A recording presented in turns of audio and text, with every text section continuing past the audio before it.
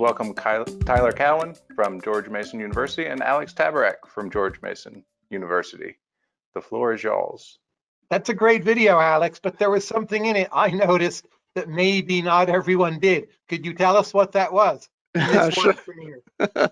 Yeah, good eyes, Tyler.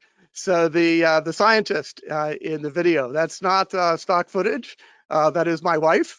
And the patent in the video is my wife's patent for a vaccine delivery system. So the entire Tabarrok family has been working on vaccines.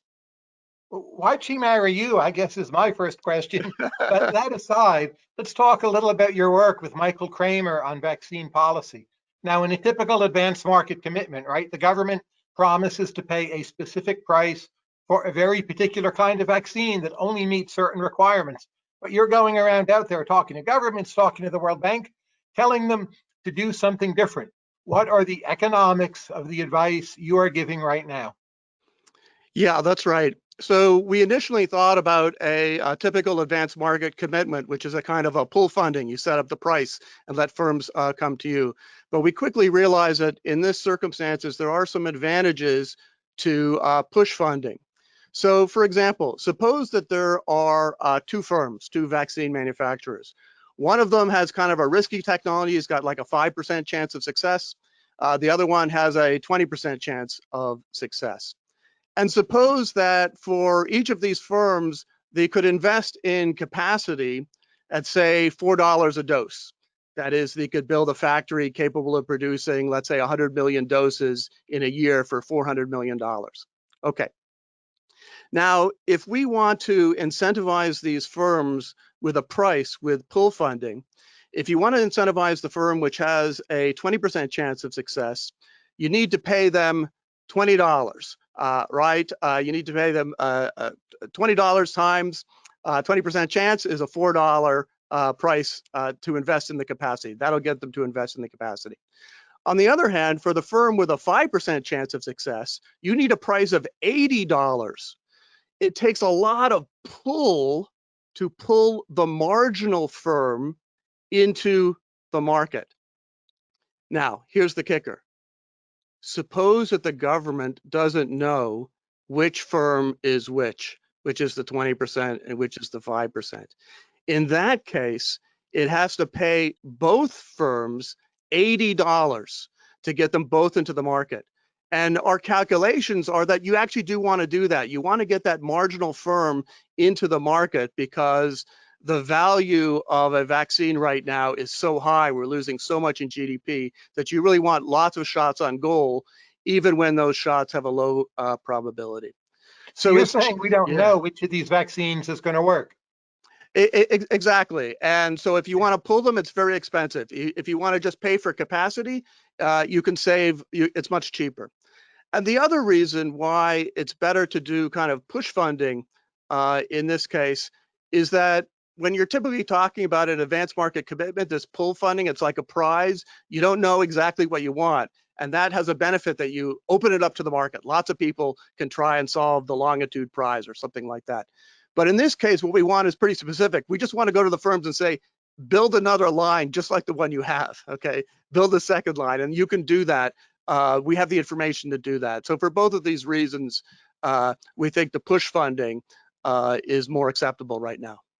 But enough of this economic stuff. I want some actual answers. Here's the $64 trillion question. When exactly are we going to get a good vaccine?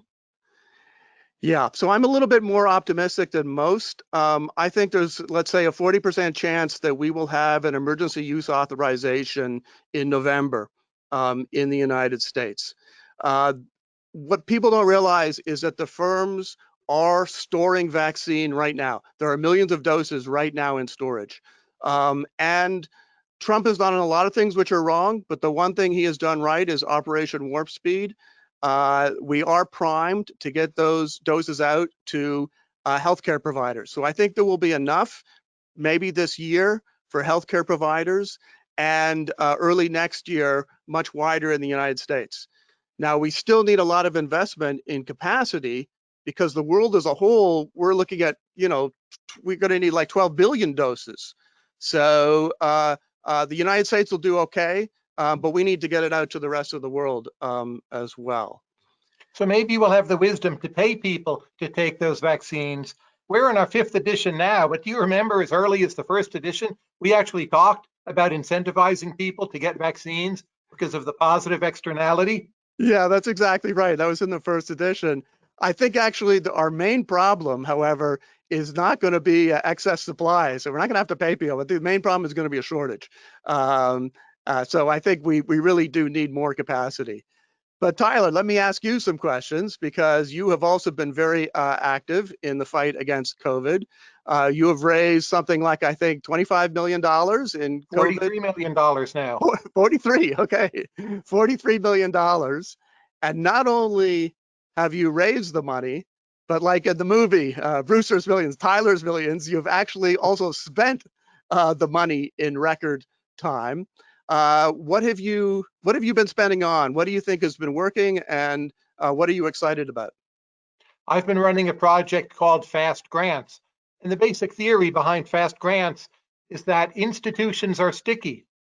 So governments are too slow, private foundations are too slow. In a setting where the world is losing hundreds of billions of dollars of GDP every month, we have procedures for offering grants that simply take many months. They can take 6 to 9 months. So working with Patrick Collison and some other people, we set up a mechanism. We have 20 referees. We look at proposals and evaluate them, usually within 2 days, but at the very latest within 2 weeks. And we get money out the door. I guess in a liquidity trap, maybe they should put me in charge of the Fed. But we have funded a great deal of vaccine research, which has helped accelerate this process. You may have heard of a treatment President Trump had called monoclonal antibodies. Researchers we funded very early on saw that this was working. This encouraged companies to pursue that idea. Maybe most visibly, if you watched any of the NBA playoffs in the bubble, they had 0 COVID cases in the bubble. Pretty awesome. I was happy to see LeBron prove he was, GOAT. The research behind the spit tests that they used came from Yale University. It started with the Fast Grants grant. We've done a lot of other stuff, but right now the speed premium is very high. Our economy, our science needs to be more dynamic, and I've been trying to help achieve that with Fast Grants. So what is it about our system which makes it so slow? Is it particularly a US problem? Is it a world problem? And what could we learn from Fast Grants taking us forward? It is mostly a world problem. Now look, in normal times, I still think our bureaucracies are too slow. It's just that in normal times, that only matters a bit. But when you have a pandemic that can be killing, say, 1,000 Americans a day, many more people across the world, we don't even know how many, devastating the economies of South Asia, wreaking havoc on democracies, giving people extreme anxiety, mental health problems, the gain to being early with something that actually works is simply much higher than our previous rule books took account of. It's as if you're playing a basketball game and there's only 7 seconds left on the clock. You can't run a 15-second play, right? You need to do something pretty quickly. And we had insufficiently trained in advance to do something quickly, partly because we haven't had a major pandemic for that long. The countries that responded best actually were those that had experience with the previous SARS. But on the biomedical front, a lot of the world relies on the US, to some extent the UK, a bit Japan, Switzerland, now starting with China. And our institutions in those areas just were not geared for rapid response. So I also view Fast Grants as a kind of existence proof, like, yes, we really can do things more quickly. And, I had volunteers from Silicon Valley, top programmers, just volunteer with their time to write the software to handle what were more than 4,000 applications coming in a number of days, classify them, help rank them, get them out to referees, and so on. It can be done. My wife submits a lot of these grants. She has to get the fonts exactly right. Do you have requirements on the fonts? We don't have requirements on the fonts. The grants do have to be written in English and typed, but that's actually the only requirements. And then they work their way through the system. It shouldn't take a person more than an hour to fill out the grant application, and they'll hear back from us right away. The money goes out the day after. There's one grant we made. The person was able to start a company that ran spit tests along with the Rutgers program. They were instrumental in getting those tests approved by the FDA. And they told us, had they gotten the money we sent them 2 days later, they wouldn't have been able to buy the materials they need. And we got them the whole money from start to finish in 2.5 days. Wow. And they've accounted, recently, they were accounting for 6% of US testing capacity and doing 6%. a Wow. great job. Wow. Okay, so let's turn it over to questions. I think we have quite a few questions. So Clay, you're going to be in charge of questions. Yes, sir. So it was a great discussion about COVID, and we know that you put COVID coverage into the new edition, but what else have we learned about economics in 2020, and how did you address those changes in the new edition? We've learned that what are called real business cycles really matter. So yes, we're big believers that aggregate demand shocks are significant. They were the major force behind the 2008 crisis, but this time around, it was a virus. That makes a business cycle look different. The first hit comes to aggregate supply. This is probably the largest world depression of all time ever, and it mostly has been caused by a virus. We are the one text that from the beginning, but now all the more in the 5th edition, has good, true, realistic, balanced coverage of real business cycle theory. Yeah, and I think networks as well. So, I think one thing we learned is that, for want of a nail, the war was lost. And, we've seen in the pandemic testing that you could, for want of a swab, the tests don't work. So this indicates that the economy really is a network. And most of the time we can kind of ignore that network structure because everything works just fine. It's all smooth, it's all coordinated. The price system coordinates that network structure. But when you have a big shock and that network structure, one chain of it gets broken, then the whole network gets broken. So we get more attention. A lot of cold storage for those vaccines. That's what Yeah. he's telling you. So get your refrigerators ready. Exactly. It's funny though, because when we began to revise the textbook, this was pre-COVID, we thought that the chapter on trade would be the major revision because we had the China shock and then we had the China trade shock. Trump, has had the largest shock to trade since Smoot-Hawley, since the Great Depression.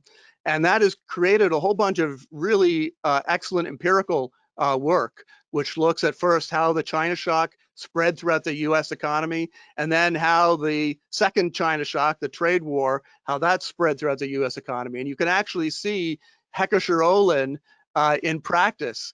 You can see it worked out empirically. And the trade shock also had implications for politics. So we can tell students, or we can direct students to look, the way that the places where the China shock was largest also had higher votes for Trump, just exactly consistent with Hecker-Shirolin theory. So in the new edition, we got a lot more on trade, the political economy of trade. We also have more on platform economics, Facebook and Twitter. Like, why are these major institutions, major goods and services in our economy, they're free, right? How do you explain free goods? So we have. Why do people get upset about free goods, for that matter? Yeah, it's very peculiar, right? That people get upset about free goods. But how are free goods priced, if I may put it that way? And interesting, it turns out you can explain this with the same way that you can explain why firms give free flu shots, because there's an internalization of an externality. But I'll save that for the textbook. So the other major development of 2020 was just the way that teachers are teaching. And so what did both of you learn about teaching online this year? I've learned, again, you really can teach online. It works. A lot of the students prefer it. I get that it's not perfect for everyone, but if you have a class, a text, a service, if I may cite us in this regard, where there's a video done by Alex or me that covers literally every topic in the text, it's a lot easier and to the students a lot more familiar and comfortable. Yeah, there's more than 100 videos with Modern Principles of Economics, and they come with assessment and questions and answers and so forth, so they're easy to assign. And I have been I've been a big proponent of online education since way before COVID. But even I've been surprised that a significant minority, again, not all by any means, but a significant minority of my students say that this is the best class they've ever had. Not because of me, but but because of with the video, they can pause it, they can rewind it, they can speed it up or slow it down, and we just kind of forget that there are a multitude of styles of learning, and different students have different styles of learning. And online learning can really work well for a wider variety of styles. It's certainly not perfect, but it is very good for some types of students. You have to remind them more than you're used to when the midterm will be. Yeah. There's a whole bunch of differences. I taught the whole class online earlier this spring, even before the pandemic. The grade distribution was exactly the same. Alex taught fully online the semester before. The evaluations for Machine Alex, they're higher than for real Alex. And actually, right now, you're all kind of getting a version of Machine Alex. I think sometimes real Alex is better, but sometimes if I miss Alex, we're like not together at work, I'll just like pull out a video and consume Machine Alex. It works. Yeah, I like to say that my real students get my average 15 minutes, but my online students, they get the 15 minutes which I've practiced and typed it out and worked really hard to make that video without a lot of ums and ahs. And edited by movie makers. Correct. Exactly. So we have some more questions coming in here. Even a 10% chance for 100% vaccine seems like a long shot right now. Isn't it more likely now that we will have a 60% effective vaccine? So the way the trials are set up is that the power of the test is they have enough people so that with a 50% effective vaccine, you would still be able to pick that up with the sample sizes of about 30,000 that they've been choosing. But I think people have been fixated too much on that 50 or 60% amount which you need for power. I think there's a good chance we will get a 80% or 90% effective vaccine. It might not be the very first vaccine, but there are at least more than 100 vaccines, of which there's something like 25 in clinical trials right now. So the first set of vaccines will start to come out, but they will get better over time. And I think there will be enough the effectiveness will be enough to drive herd immunity pretty quickly if we can get them widespread distribution. Keep in mind, you don't have to vaccinate everyone. You just need to get R sustainably below 1, consistent with living some version of a semi-normal life. And then we're in a much better situation than where we've been. Exactly. So the vaccine makes everything else work better. It makes testing work better. You don't need as many tests, but then our capacity of tests compared to the number of people getting the disease goes way, way up. So your positivity rate goes down. So once we have a vaccine, everything else which we are throwing at this virus gets much more powerful. So it's a combination of techniques. And it makes group or batch testing much more effective because there's less of a chance you're picking up positives. So you can do batches more quickly, more effectively, and find just a lot more easily, where's the infection? Exactly. The universities have done great, by the way. University of Virginia, Cornell University, others in doing batch testing and doing rapid testing and doing a lot of sewage testing. It's quite remarkable. They're the places to look for innovations in this area. I see we have some Marginal Revolution blog fans in the questions here. So they're wondering what your routine is for your information consumption. What does a day look like in the life of Alex and Tyler? And because you pull from so many different places on the blog and on your Twitter feeds, but how do you go about consuming your new information? Well, I was asked this question yesterday. I said, I don't have a method. Writing Marginal Revolution is the method. It does overwhelm me and I fight back by putting it online, and then I wake up another day. But I got messages all the time through email, Twitter, WhatsApp, people just shouting across the room. seeing Alex at work, going to lunch with colleagues, outdoors now, whatever it may be. It's just a total flood and fire hose.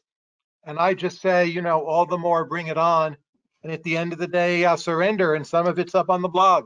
There's really not a method. The blog is the method. Alex? Alex, you act like you're not posting all the time yourself.